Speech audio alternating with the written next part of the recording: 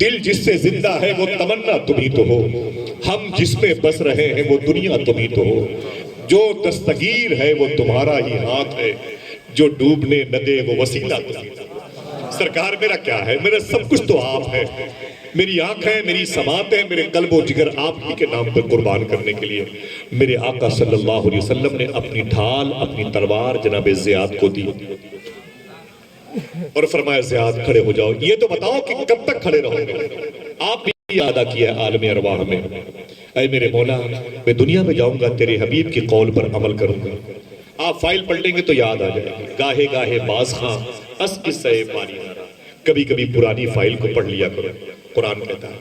ہاں سمجھ رہے ہیں؟ لیکن ہم بھول گئے کہ ہمیں کس کام کے لیے بھیجا گیا۔ حضور فرماتے ہیں زیاد کب تک کھڑے رہو گے میری دہلیز پر؟ جناب زیاد نے حضور کے قدم چوم کے فرمایا آقا جب تک جسم کے اندر ایک قطرہ خون باقی ہے دہلیز مصطفیٰ نہیں چھوڑے۔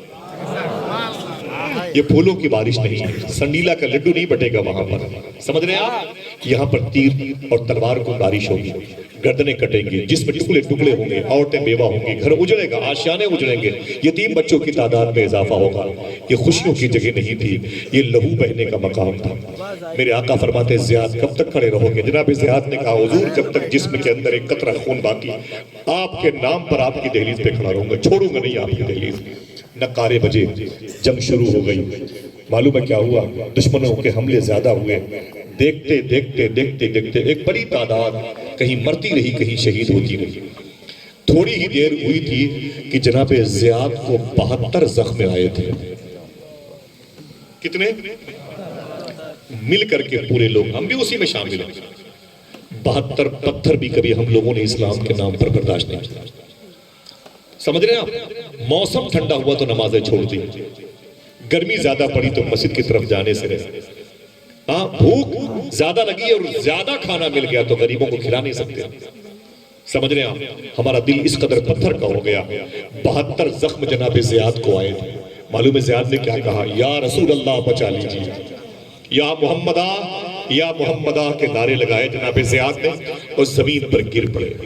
جب زمین پر گرے تو زخمیوں کو اٹھانے والی ٹیم آئی، جناب زیاد کو یوں اٹھایا اور لے کے جانے لگے۔ جب لے کے جانے لگے نا تو جناب زیاد نے راستے میں آنکھیں کھول دی اور دیکھا تو ہم کی ٹنگے ہوئے ہیں۔ فرمایا اے میرے حضور کے غلاموں مجھے کہاں لے کے جا رہے ہو؟ صحابہ نے کہا زیاد تم زخمی ہو، تمہیں زخمی کیمپ پہ لے کے جا رہے ہیں مرہم پٹی کے لیے۔ فرماتے تمہیں اللہ کے رسول کی عظمت کا واسطہ مجھے واپس لے چلے جہاں کہا زیاد تمہاری زندگی بچ سکتی ہے۔ فرمایا کہ بچا کے کیا کروں گا؟ اسے تو حضور کے نام پہ مجھے قربان کرنا۔ میں نے آمینہ کے لال سے وعدہ کیا مجھے لے چلو واپس دہلیز مصطفیٰ کے پاس۔ میں کیا جواب دوں گا اللہ کی بارگاہ میں؟ اتنا پریشر ڈالا کہ لوگ آپ کے جسد مبارکہ کو، آپ کے جسم کو اٹھا کے ٹانگ کے لیا۔ فرمایا مجھے کھڑا کر دو۔ لوہے کی چھڑ کے سہارے سے جناب زیاد کو کھڑا کر دیا گیا۔ بائیں ہاتھ میں ڈھال، دائیں ہاتھ میں تلوار۔ تلوار اٹیک کرتی ہے اور ڈھال دفاعی پوزیشن میں ہوتی ہے، لیکن طاقت نہ رہی۔ اب دونوں کام، دونوں تلوار اور ڈھال سے اب دفاعی پوزیشن کے طور پر استعمال میں اٹیک کر نہیں سکتے۔ زخم زیادہ ہوئے، 72 سے 75 ہو گئے، 75 سے 80 ہو گئے، 80 سے 85 ہو گئے، 85 سے 90 ہو گئے، 90 سے 92 52 زخم ہو گئے۔ آج ہم جب سید الشہداء سرکار امیر حمزہ کی بارگاہ میں جاتے ہیں تو کھجوریں کھاتے ہیں، کہتے ہیں بڑی میٹھی ہے۔ کھجوریں کھاتے ہیں، کہتے ہیں ٹھیک نہیں ہے۔ وہاں کے لوگوں کے بارے میں لوگ بڑے بدمعاش ہیں، وہاں کے بچے فٹ بال کھیلتے ہیں، ہم ایسی باتیں کرتے ہیں۔ کوئی یہ تو سوچے کہ اس زمین پر کون لیٹا ہے؟ ایک طرف مصعب بن عمیر لیٹے ہیں، ایک طرف عبداللہ بن جہش لیٹے ہیں، ایک طرف جناب حنظلہ لیٹے ہیں، ایک طرف جناب خیسمہ لیٹے ہیں، ایک طرف مدینے کے گورنر، مدینے کے ناظم، میرے آقا کے چچا سید الشہداء سرکار امیر حمزہ لیٹے ہیں۔ اے لوگوں کبھی مدینے کی طرف لو لگایا کرو، اپنے گھر کے کسی کمرے میں مدینے کی سمت کا میپ کے ذریعے سے پتہ کر کے تھوڑی دیر سید الشہداء کی بارگاہ میں خراج تحسین پیش کر لیا۔ گھر بیٹھے مدینے کی حاضری ہو سکتی ہے۔ اتنی فرصت مگر کہاں ہے؟ ہمیں 4 گھنٹے موبائل کے لیے چاہیے۔ جب تک بیٹری ختم نہیں ہوگی تب تک موبائل ہمارے ہاتھوں میں ہوگا۔ میرے صوفی سلطان میاں روتے کہتے ہیں کہ لوگ رات کے 12 بجے 2 بجے 3 بجے رات تک موبائل اپنے ہاتھوں میں لیتے ہیں۔ کہتے ہیں کہ جب انگلیاں تھک جاتی ہیں موبائل گر جاتا ہے تو یہ سو جاتے ہیں۔ صوفی صاحب کہتے ہیں یار تم تو سو جاتے ہو لیکن رات بھر مدینے والے آقا تیرے درود کا انتظار کرتے رہے. تو نے موبائل کی اسکرین پر وہ کھیل کود کی تصویریں دیکھی ہے, ڈرامے, ہنسی مذاق, ننگی تصویریں دیکھی ہے, تجھے پتا نہیں کہ تیرا بوڑھا باپ مسجد میں دعا مانگ کے آ رہا ہے. سنا ہے آپ ہر عاشق کے گھر تشریف لاتے ہیں, میرے بھی گھر میں ہو جائے چراغاں یا رسول اللہ. میری بہن کے کمرے سے, میری بیوی کے کمرے سے, میری بیٹیوں کے کمرے سے, میرے بھائیوں کے کمرے سے گانے بجانے کی آواز آتی ہے. حضور آئیں گے تو کہاں رہیں گے, کبھی سوچا ہے؟ دعوت تو باپ نے دے رکھی حضور کو آنے کی, اسی گھر میں حضور رہیں گے جہاں رات رات بھر گانے کی آواز آتی ہے. پھر کہتے ہو کہ یہودی ہمیں کھانا لیں گے, پھر کہتے ہو کہ حکومتیں تبدیل نہیں ہو رہی ہیں. جب تک ہمارا نظریہ تبدیل نہیں ہوگا حکومتیں تبدیل نہیں ہوگی. سمجھ رہے ہیں آپ؟ جب تک ہماری سوچ نہیں بدلے گی حکومتوں کی سوچ نہیں بدلے. ہمیں حکومتوں سے کیا مطلب ہے؟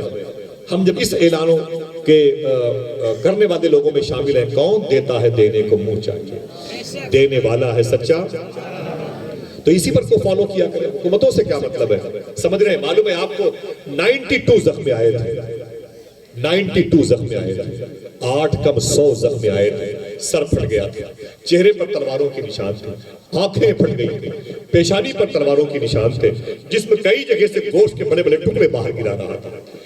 92 زخم آئے تو برداشت نہ کر سکے.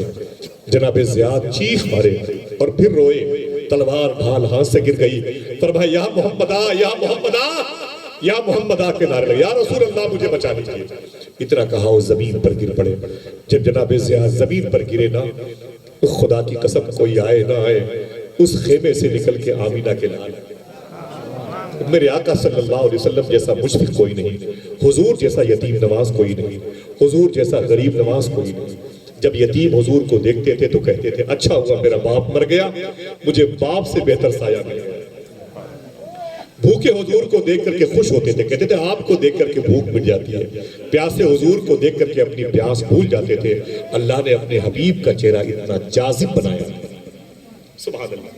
معلوم ہے جناب زیاد کہتے ہیں میں زمین پر تڑپ رہا تھا, موت کا فرشتہ میرے سامنے تھا. اگر خوش ہونے کا وعدہ کرو بتا دوں, میرے آقا صلی اللہ علیہ وسلم نے جناب زیاد کے سر کو اٹھایا اور اٹھا کر کے اپنی مبارک ران پہ رکھی. میں چپ ہوں, پھر سے بولیں, اپنے اپنے ماں باپ کی مغفرت کے لیے بولیں, ہاتھوں کو اٹھا کے بولیں لبیک یا رسول اللہ. حضور سرکار مفتی نانپارہ کی زمین ہے اور اولاد امام جعفر صادق. جعفری نام کی 2 مبارک نسلیں ہیں ہندوستان میں, پوری دنیا میں.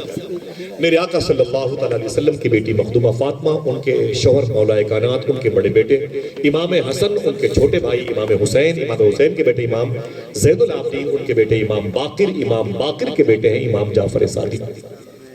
یہ باپ ہے سرکار امام موسیٰ کاظم کے, دادا ہیں امام علی رضا کے, پردادا ہیں امام جواد تقی کے, پردادا کے باپ ہیں امام علی نقی اور امام حسن عسکری. سمجھ رہے نا؟ الحمدللہ رب العالمین. یہ مڈل میں ہے امام جعفر صادق, جن کے نام سے آپ کے گھر میں کونڈا کی نیاز ہوتی ہے. ان کی اولادوں کو جعفری کہا جاتا ہے. کیا کہا جاتا ہے؟ ایک اور مبارک نسل نور ہے جن کی اولادوں کو جعفری کہا جاتا ہے. میرے آقا صلی اللہ علیہ وسلم کی بیٹی مخدومہ کائنات کے شوہر مولا علی سرکار کے بیٹے امام حسن, ان کے چھوٹے بھائی امام حسین, ان کی چھوٹی بہن کا نام ہے امام حسن, کی چھوٹی بہن کا نام ہے مخدومہ زینب. کوئی بولے نہ بولے, کم سے کم جس کو تاریخ یاد ہے وہ تو بولے مخدومہ زینب. انہیں ثانیہ زہرا کہتے ہیں, انہیں ثانیہ زہرا کہتے ہیں. سمجھ رہے ہیں آپ؟ مخدومہ زینب دمشق کی عظیم قبرستان میں آرام